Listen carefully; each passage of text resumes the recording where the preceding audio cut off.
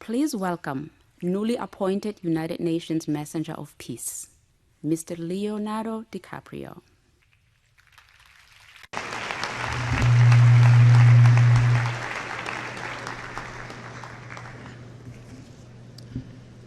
Thank you, Mr. Secretary General, Your Excellencies, ladies and gentlemen, and distinguished guests. I am honored to be here today. I stand before you not as an expert, but as a concerned citizen, one of the 400,000 people who marched in the streets of New York on Sunday, and the billions of others around the world who want to solve our climate crisis. As an actor, I pretend for a living. I play fictitious characters, often solving fictitious problems. I believe that mankind has looked at climate change in that same way, as if it were a fiction, as if pretending that climate change wasn't real would somehow make it go away. But I think we all know better than that now. Every week we're seeing new and undeniable climate events, evidence that accelerated climate change is here right now.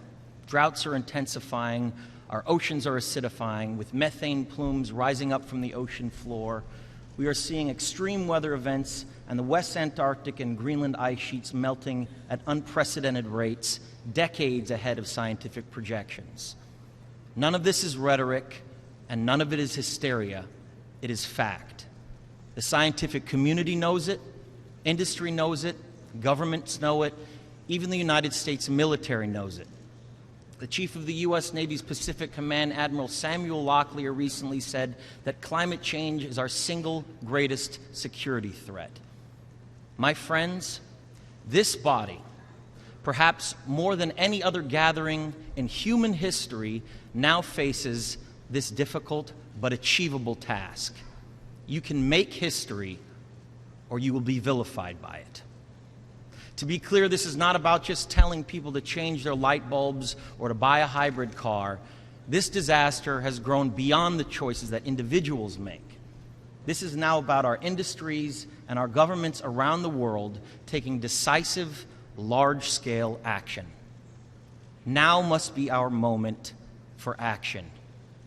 We need to put a price tag on carbon emissions and eliminate government subsidies for oil, coal, and gas companies. We need to end the free ride that industrial polluters have been given in the name of a free market economy. They do not deserve our tax dollars. They deserve our scrutiny, for the economy itself will die if our ecosystems collapse.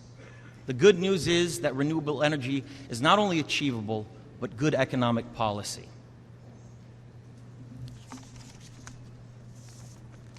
This is not a partisan debate. It is a human one. Clean air and a livable climate are inalienable human rights. And solving this crisis is not a question of politics, it is a question of our own survival. This is the most urgent of times and the most urgent of messages. Honored delegates, leaders of the world, I pretend for a living, but you do not.